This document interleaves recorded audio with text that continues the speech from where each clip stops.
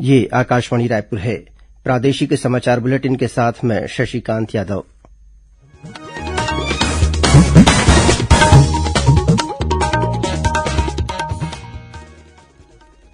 और अब पेश है आज के मुख्य समाचार।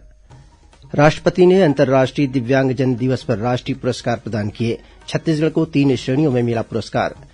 कोरोना के ओमिक्रॉन वेरिएंट के मद्देनजर छत्तीसगढ़ सरकार ने कहा कि वह स्थिति पर लगातार नजर रख रही है। प्रदेश में होने वाले नगरीय निकाय चुनाव के लिए नामांकन जमा करने का आज अंतिम दिन था। उम्मीदवार 6 दिसंबर तक ले सकेंगे नाम वापस। और जवाद तूफान के असर से प्रदेश के जशपुर, बस्तर, सुकमा और उससे लगे जिलों में हल्की से मध्यम वर्षा होने की संभावना। दक्षिण पूर्व मध्य रेलवे ने कुछ गाड़ियों का परिचालन रद्द किया।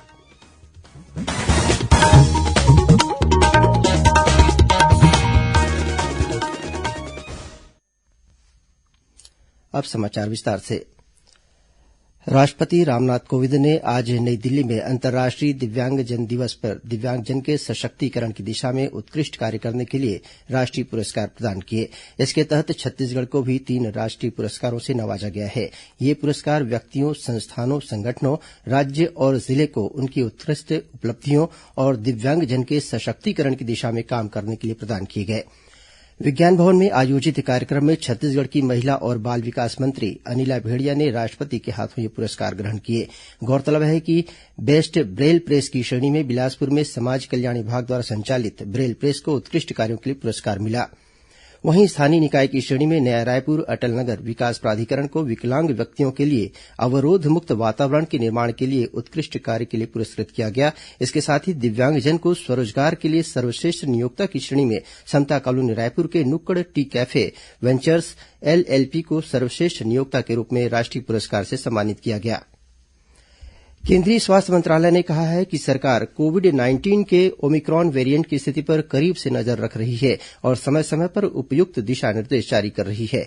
इधर छत्तीसगढ़ में भी कोरोना के नए वेरिएंट के मद्देनजर राज्य सरकार द्वारा स्थिति पर लगातार निगरानी रखी जा रही है। कैबिनेट मंत्री रविन्द्र चौबे ने बताया कि छत्तीसगढ़ में अभी तक कोरोना के नए वेरिएंट का एक भी मामला सामने नहीं आया है, लेकिन स्वास्थ्य विभाग द्वारा इसे लेकर पूरी तैयारी की जा रही है। स्कूलों को खोले जाने को लेकर उन्होंने कहा कि स्थिति को देखते हुए इस पर विचार किया जाएगा।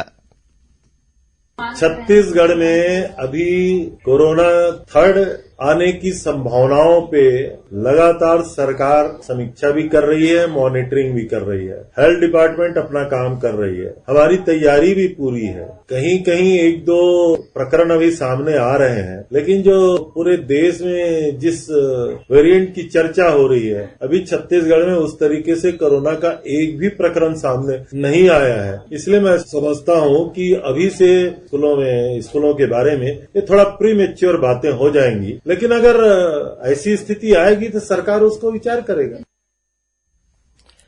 दूसरी ओर नेता प्रतिपक्ष धरमलाल कौशिक ने लोगों से कोविड गाइडलाइन का पालन करने की अपील की है। इसके साथ ही उन्होंने स्कूलों को 100% क्षमता के साथ खोले जाने पर कहा कि इससे बच्चों के संक्रमित होने का खतरा बढ़ सकता है। स्थिति को देखते हुए उन्होंने राज्य सरकार से इस पर विचार करने की बात कही है। जिस प्रकार से नए वेरिएंट के बाद पूरे वैश्विक स्तर से और उससे छत्तीसगढ़ भी अछूता नहीं है, ऐसी स्थिति में जो आवश्यक सावधानी है और कोविड प्रोटोकॉल का जो नियम है, जरा भी उसका उल्लंघन होंगे तो निश्चित रूप से प्रभावित होना स्वाभाविक है। और इसलिए जो स्कूल खोले जाने की बात है और जो खोल दिए हैं, आज खतरा टला नहीं है बल्कि खतरा मंडरा रही है। इससे बच्चे के संक्रमित होने की संभावना बनी हुई है। इस बात को लेकर सरकार को सुनिश्चित करने की आवश्यकता है कि पिछले बार जो हादसा हुए हैं या जो घटना हुई है, उस घटना से कैसे बचाया जा सके और इसके लिए विचार करने की आवश्यकता है। छत्तीसगढ़ में कोविड टीकाकरण का कार्य जोर शोर से जारी है। प्रदेश में 90% पात्र लोगों को पहला टीका और 49% लोगों को कोरोना के दोनों टीके लगाए जा चुके हैं। इस बीच प्रदेश के धान खरीदी केंद्रों में भी कोरोना टीकाकरण किया जा रहा है। धान खरीदी के पहले ही दिन स्वास्थ्य विभाग की टीम ने बिलासपुर, राजनांदगांव और बेमेतरा जिले के उपार्जन केंद्रों में पहुंचकर लोगों को टीके लगाए। जल्द ही प्रदेश के सभी जिलों के धान खरीदी केंद्रों में भी स्वास्थ्य विभाग की टीम पहुंचेगी। वहीं कोरिया जिले के बैकुंठपुर में कोविड टीकाकरण महाअभियान के तहत एक ही दिन में 70,000 पात्र लोगों को कोरोना से बचाव के टीके लगाए गए। जिले में टीकाकरण महाअभियान कल 4 दिसंबर तक चलेगा। इधर बलौदाबाजार जिले में 8 दिसंबर को कोविड वैक्सीनेशन महाअभियान चलाया जाएगा। प्रदेश के 4 नगर निगमों सहित 15 निकायों में आम चुनाव और 17 वार्डों में होने वाले उपचुनाव के लिए आज नामांकन जमा करने की अंतिम तिथि थी।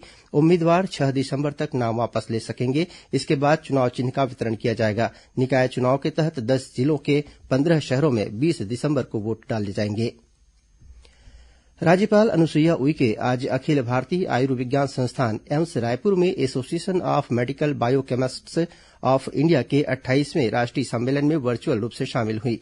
इस अवसर पर उन्होंने कहा कि बायोकेमिस्ट्री रोगों की पहचान और निदान में महत्वपूर्ण भूमिका निभाती है। उन्होंने कोरोना महामारी के दौरान बायोकेमिस्ट्स और एम्स रायपुर की भूमिका की सराहना की।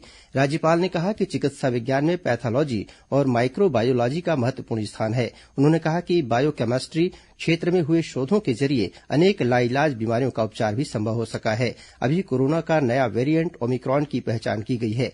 उन्होंने विशेषज्ञों से आग्रह किया कि इसके पहचान और बचाव के उपाय ईजाद करें तथा इस महामारी से देश और प्रदेश को बचाने में मदद करें। इस अवसर पर एम्स रायपुर के निदेशक डॉक्टर नितिन एम नागरकर सहित देश विदेश से आए प्रतिभागी उपस्थित थे। श्रोताओं, आजादी के अमृत महोत्सव के तहत प्रादेशिक समाचार एकांश आकाशवाणी रायपुर द्वारा आयोजित किए जा रहे प्रश्नोत्तरी कार्यक्रम की श्रृंखला के तहत आज की कड़ी का प्रश्न पूछने से पहले हम यह बताना चाहेंगे कि श्रोताओं को एसएमएस या ईमेल के जरिए अपने जवाब के साथ अपना नाम एवं पता भी भेजना अनिवार्य है। जिस प्रतिभागी का जवाब बिना नाम अथवा पते के प्राप्त होगा उसके जवाब को स्वीकार नहीं किया जाएगा। तो श्रोताओं, आज का प्रश्न है, छत्तीसगढ़ अंचल में राजनीतिक जागृति लाने में महत्वपूर्ण भूमिका निभाने वाला कांग्रेस का प्रांतीय सम्मेलन वर्ष 1907 में रायपुर के किस स्थान पर आयोजित किया गया था? प्रश्न एक बार फिर सुन लें। छत्तीसगढ़ अंचल में राजनीतिक जागृति लाने में महत्वपूर्ण भूमिका निभाने वाला कांग्रेस का प्रांतीय सम्मेलन वर्ष 1907 में रायपुर के किस स्थान पर आयोजित किया गया था? आप अपने जवाब ईमेल अथवा एसएमएस के जरिए भेज सकते हैं। ये जवाब ईमेल आईडी raipursawl@gmail.com पर अथवा फोन नंबर 9424208182 पर एसएमएस के जरिए भेज सकते हैं। श्रोताओं को सिर्फ एसएमएस या ईमेल के जरिए ही जवाब भेजने हैं, व्हाट्सएप के माध्यम से नहीं। जिस श्रोता का सबसे पहले सही जवाब प्राप्त होगा उसे विजेता माना जाएगा और उसके नाम की घोषणा कल प्रसारित होने वाले प्रादेशिक हिंदी समाचार बुलेटिन में की जाएगी। साथ ही उसे प्रादेशिक समाचार एकांश की ओर से डिजिटल प्रमाण पत्र भी जारी किया जाएगा। प्रदेश में किसानों से समर्थन मूल्य पर इन दिनों धान खरीदी जारी है। अब तक करीब 80,000 किसान अपना धान बेच चुके हैं। इस बीच किसानों की सुविधाओं को ध्यान में रखते हुए प्रदेश के विभिन्न जिलों में 16 और नए धान खरीदी केन्द्र खोले जाएंगे। इनमें कांकेर, बेमेतरा, दुर्ग, बलरामपुर, रामानुजगंज, बालोद, राजनांदगांव, बस्तर, नारायणपुर, कोरिया, कोंडागांव और महासमुंद जिला शामिल है। उधर आईपीएस गिरिजा शंकर जायसवाल और नारायणपुर के पुलिस अधीक्षक ने कल अबूझमाड़ के बासिंग और कोहकामेटा धान खरीदी केन्द्रों का निरीक्षण कर वहां की व्यवस्थाओं का जायजा लिया। इस दौरान उन्होंने अधिकारियों को निर्देश दिए कि किसानों को धान बेचने में किसी प्रकार की समस्या न हो। इसके साथ ही उन्होंने कोहकामेटा थाना क्षेत्र के अंतर्गत स्थित पुलिस और केंद्रीय सशस्त्र बल के कैंपों का भी निरीक्षण किया। प्रादेशिक लोक संपर्क कार्यालय रायपुर द्वारा 1 से 3 दिसंबर तक बालोद जिले के गुंडरदेही में आजादी का अमृत महोत्सव एक भारत श्रेष्ठ भारत विषय पर आयोजित मल्टीमीडिया चित्र प्रदर्शनी का समापन हुआ। चित्र प्रदर्शनी के अंतिम दिन आज पद्मश्री शमशाद बेगम ने महिला सशक्तिकरण पर व्याख्यान दिया। कार्यक्रम के तहत स्कूली छात्र छात्राओं ने देशभक्ति, गीत संगीत सहित विभिन्न सांस्कृतिक कार्यक्रम प्रस्तुत किए। समारोह के विजेता प्रतिभागियों को पुरस्कार और प्रमाण पत्र प्रदान किए गए। बंगाल की खाड़ी के दक्षिण पूर्व के ऊपर बना अवदाब उत्तर पश्चिम की ओर बढ़ रहा है, जो चक्रवाती तूफान में परिवर्तित हो सकता है। इस तूफान के कल सुबह तक उत्तर आंध्रप्रदेश और दक्षिण ओडिशा से पश्चिम मध्य बंगाल की खाड़ी तक पहुंचने की संभावना है। जवाद तूफान का असर छत्तीसगढ़ के कुछ हिस्सों में भी देखने को मिल रहा है।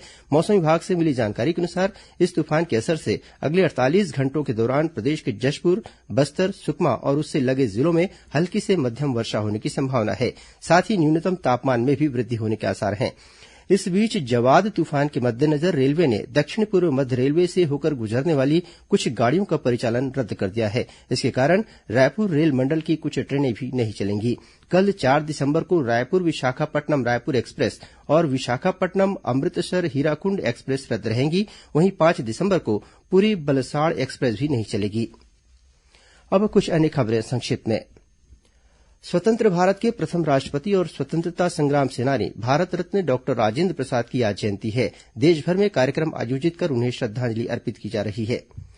रायपुर के जिला रोजगार और स्वरोजगार मार्गदर्शन केन्द्र द्वारा 6 दिसंबर को रोजगार मेले का आयोजन किया जाएगा।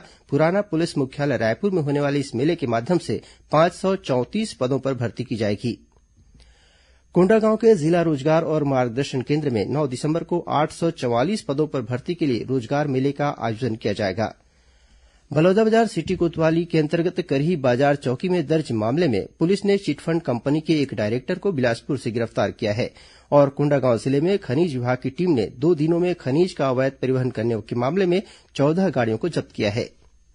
अंत में मुख्य समाचार एक बार फिर। राष्ट्रपति ने अंतर्राष्ट्रीय दिव्यांगजन दिवस पर राष्ट्रीय पुरस्कार प्रदान किए। छत्तीसगढ़ को 3 श्रेणियों में मिला पुरस्कार। कोरोना के ओमिक्रॉन वेरिएंट के मद्देनजर छत्तीसगढ़ सरकार ने कहा कि वह स्थिति पर लगातार नजर रख रही है। प्रदेश में होने वाले नगरीय निकाय चुनाव के लिए नामांकन जमा करने का आज अंतिम दिन था। उम्मीदवार 6 दिसंबर तक ले सकेंगे नाम वापस। और जवाद तूफान के असर से प्रदेश के जशपुर, बस्तर, सुकमा और उससे लगे जिलों में हल्की से मध्यम वर्षा होने की संभावना। दक्षिण पूर्व मध्य रेलवे ने कुछ गाड़ियों का परिचालन रद्द किया। इसी के साथ प्रादेशिक समाचार बुलेटिन समाप्त हुआ। नमस्कार।